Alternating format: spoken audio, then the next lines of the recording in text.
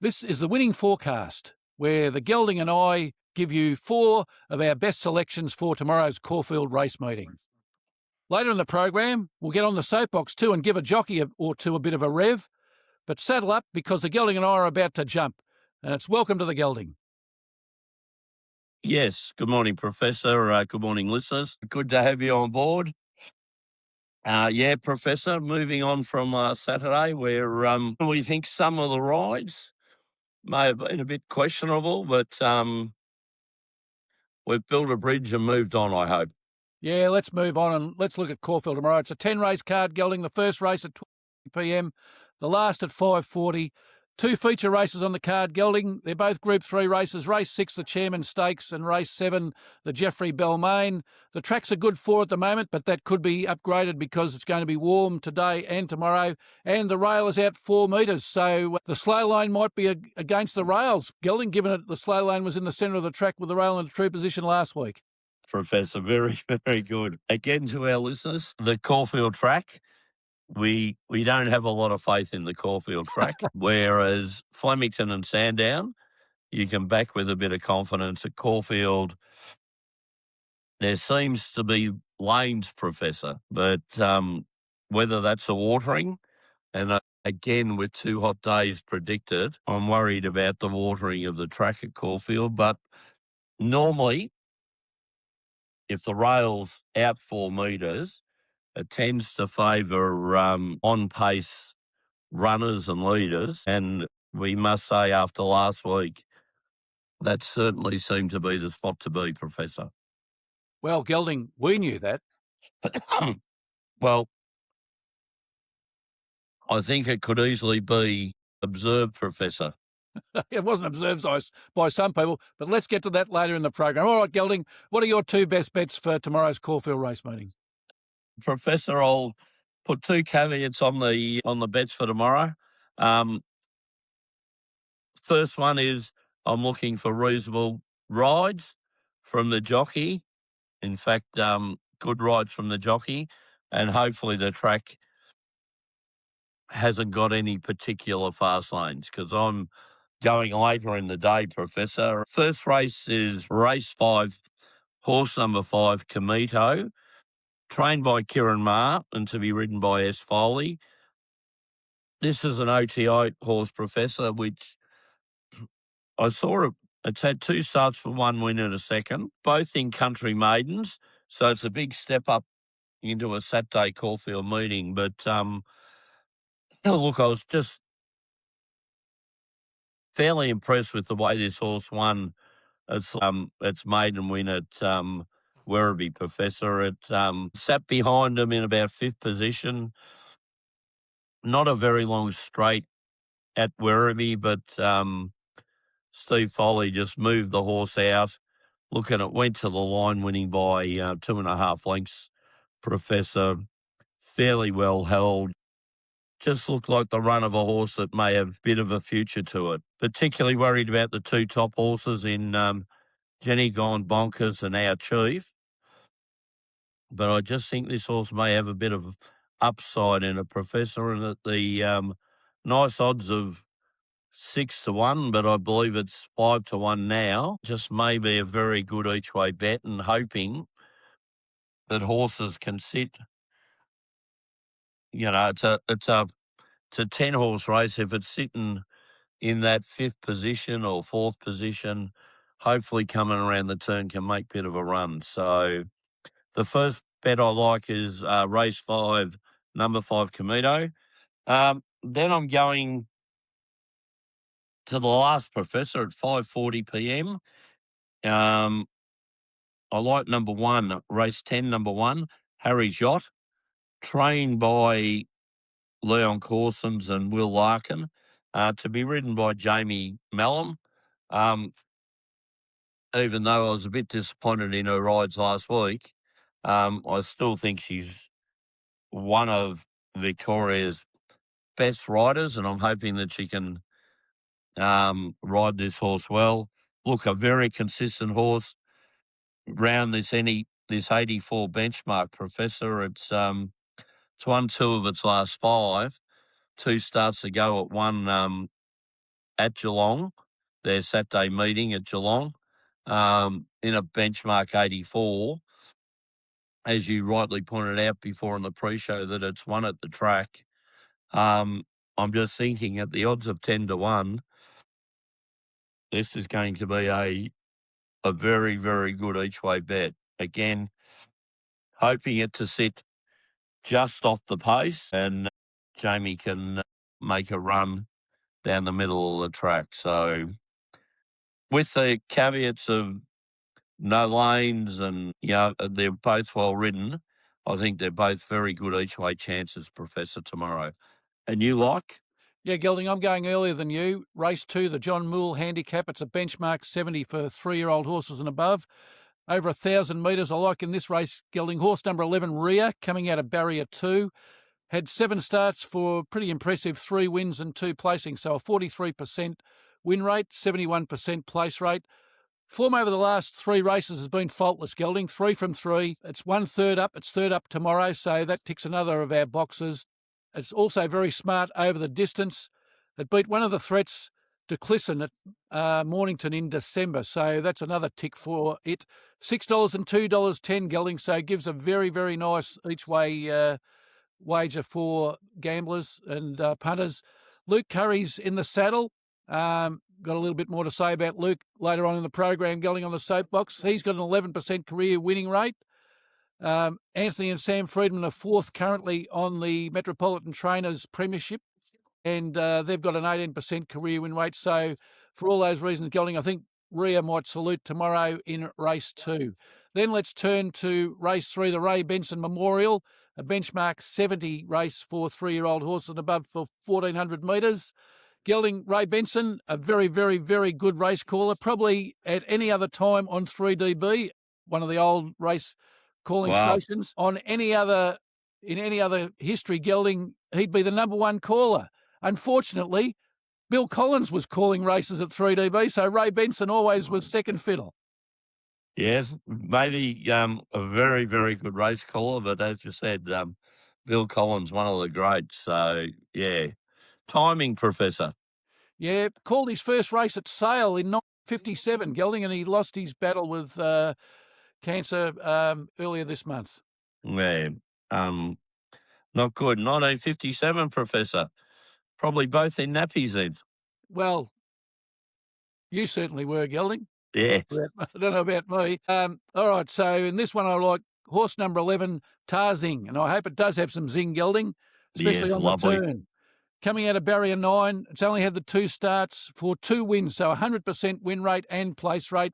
It's a Chris Waller-trained 4-year-old Gelding. It's racing really well, Gelding. The distance should suit.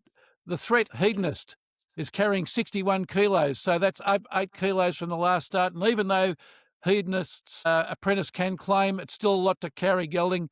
Jai McNeil's in the saddle, an 11% career win rate.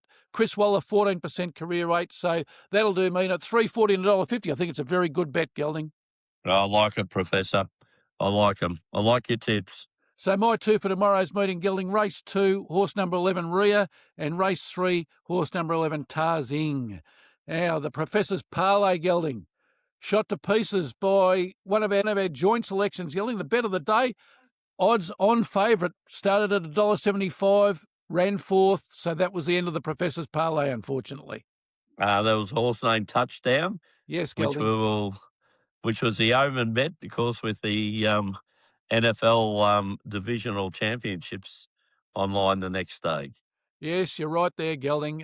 Look, what can I say? Expected better, and we'll have a touch on this in the soapbox a little bit later, but that puts the Professor's Parlay at 1 from 3, so a third, which is not bad, 33% Gelding, and we wasted a Premier League win. That's what really upsets me. Manchester City won 2. Beautiful, Professor. But as you said, we can't account for bad rides. Like, there's a reason why it's 1 from 3 instead of 3 from 3. Yes, Gelding, if only we could factor that in. All right, so this week's Parlay, Gelding, race 2, horse 11, Rhea, for all the reasons I just mentioned before. And let's parlay that. The NBL's been a very safe haven for us, Gelding. So Bryce Cotton, he's been good to us. We're going for him to score 15 points or more. He scored 15 points or more at least over his last 5. It's probably 9 out of his last 10 that he scored 15 points or more. So I'm pretty confident about that. So are the bookies. Gelding is $1.05 to do that. The 36ers, his team play the South East Melbourne Phoenix again. They played them in Perth. You'll remember we discussed that match 2 weeks ago where I predicted a South East Melbourne Phoenix upset win, and they did upset the 36ers at the top of the ladder. 36ers have fallen off the edge since then, Gelding. They're only 2 from 5 out of their last 5, and the South East Melbourne Magic are basically trying to catch them. They might head the ladder by the end of the season. Did the 36ers rely too much on Bryce Cotton? No, they've got a very good all-round team, Gelding. Okay. He's a very good player, though. Yeah, he is a very good player. And we'll parlay that into Nathan Sobey, who's playing in the same match, Gelding. Both point guards. The game's tomorrow night. It's in Adelaide. Sobey to score 15 points or more. He scored 15 points or more in 4 out of the last 5. Remember, he did not play in the game where I picked him when the Dockers played South East Melbourne in Perth. He came back too early, Gelding. He scored 9. I don't think he was really fit to play. He shouldn't have come back, which is his only blemish. So he scored 20 and above the last game. So that's back $1.09 from the bookies. So he's also looking a good favourite. So Professor's Parlay this weekend, race 2, horse 11 Ria, into Bryce Cotton to score 15 points or more, and into Nathan Sobey to score 15 points or more. They're both the point guards, Gelding, so they should get plenty of the ball. Yes, let's hope for a high-scoring game, Professor. Yes, Gelding. Now, the soapbox. And before we start the gripe, one of the good things for the soapbox, Gelding, I noticed that number 1 in the country Jockey's Premiership at the moment, Linda Meech with 50 wins. What a terrific effort for her and a jockey that we've had on one of our horses. Yes, hard-working jockey in the Western Districts, but does a fair bit of riding for Peter Moody. But you will see her at all the country meetings. So well done to Linda Meech. She's a good... Well, that's the good part of the soapbox, Gelding. Now the bad part of the soapbox. How does a $1.75 favourite not finish in the top 3 and the stewards don't appear to ask all the questions that the punters, well, certainly you and I were asking? We don't have any answers to that. And so it's not the jockey or the trainer that's in the gun here, Gelding. I've got the stewards in the gun because if the stewards lifted their game, we might get some better rides. Professor, 100% behind you. The stewards seem to call the jockeys and the trainers in, and they could say anything. They could say the moon was in the 4th quarter and facing the wrong way, and the stewards just seem to accept anything, any excuse for the bad ride. And what makes it even worse, trainers seem to back up these jockeys and when they ride bad rides. It was in the paper on the Sunday, and we could certainly see it. You didn't want to be in the back or having to make a run down the middle of the track. The fence was the hot lane, and you really had to be kind of up. What disappoints me about the stewards is they call them in. Jockey's number 1 objective and what they should do, they have to give their horse every possible chance to win a race. That should be the first question the stewards ask. They never ask it, and because in the Jamie Mellon case, this horse's chance were ruined by having a bumping duel with a horse her husband was riding that finished 3rd and she finished 4th, and they're in the middle of the track. Therefore, the horse leading just got away and won by half a length. The ride won the race. A favourite was beaten only because the jockey decided to do something that didn't give its horse the best chance to win the race. I think it should be suspendable. But, maybe then we might get some proper rides. Now, you may want to touch on the ride by Luke Curry on touchdown. Yeah, Gelding, look, I had a look at the film of the ride again. Now, I'm going to preface what I'm going to say about the ride by the discussions that you and I had during the day well before the running of the last race. And as we were watching it over the first 2 or 3 races, and as we say to the punters out there, have a look at what the pattern of racing is, because you can see it develop during the day. And we both commented to each other, Gelding, that you had to be on pace, and the fast lane appeared to be close to the rails. And if you're in the middle of the track, you probably had no chance of making ground. And this is particularly at Caulfield. Yes. Yeah. So this horse was eased back 3 lengths to third last. It was 6 lengths from the leader for most of the race. At the 5:50 mark, it was 4 lengths. It came down the middle, made no ground. It actually passed a horse that was in the fast lane. Sunsets. And that horse again passed it before the line, because at that stage at least looked like the favourite was going to run third, but it ran fourth. So the jockey said he could have no explanation for the performance. Well, anybody watching the pattern of racing and looking at that last race would have had an explanation for why the horse performed as it did. And for the trainers to say that the horse wasn't suited by the slow tempo, I don't think that's right, because the horse was positioned 6 lengths off the leader in a slow-paced race. Well, there's plenty you can do without being satisfied about where your horse is sitting, isn't there? It's a dumb ride. I think I described that to you last week. I said, well, that's just a dumb ride, because you just didn't pay attention to what was going on. Well, an experienced jockey from one of the leading stables on a red-hot favourite puts it in a position where it cannot win the race. Hopefully, Luke Curry and Jamie Mellum can come out and ride fantastic races tomorrow for us.